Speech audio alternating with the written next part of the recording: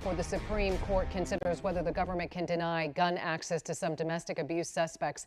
California's Attorney General has released a report looking at the connections between guns and domestic violence in our state.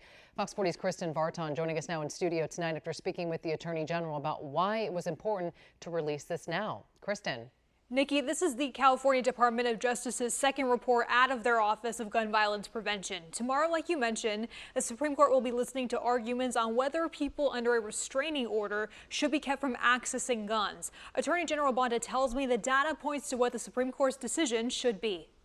Those who are involved in domestic violence, just like the name says, they're violent. The California Department of Justice finds that a victim is 12 times more likely to be killed in an incident of domestic violence if a firearm is involved. If you put a gun in the scenario, it leads to a very high likelihood of death, of homicide, and we're talking about women and children who are being killed. Attorney General Rob Bonta tells Fox 40 that the violence may not stop there. Mass shooters, a lot of them have histories of domestic violence, and that domestic violence and gun violence are inextricably and tragically interlinked. These findings come from their Office of Gun Violence Prevention's data report released Monday, one day before the Supreme Court listens to arguments in the U.S. versus Rahimi case. Hopefully they have taken up this case to correct the wrong and dangerous decision of the Fifth Circuit. The circuit's decision that Rahimi's domestic violence restraining order violated his constitutional rights under the Second Amendment. No matter what, California is committed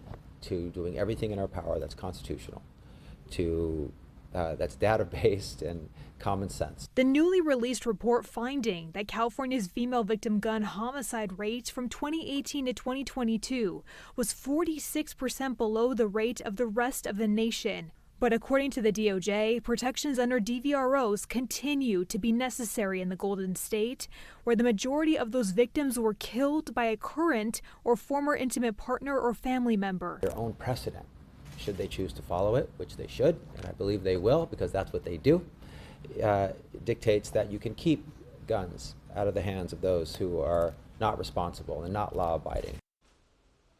Now, given recent rulings from the Supreme Court that have favored less restrictions on guns, I did ask Attorney General Bonta what his thoughts are on what they might decide regarding U.S. versus Rahimi. And Bonta says he has been disappointed with the highest court in the land's rulings on previous decisions, including Bruen and Dobbs. But he believes they will side with the precedent and uphold domestic violence restraining orders. Nikki?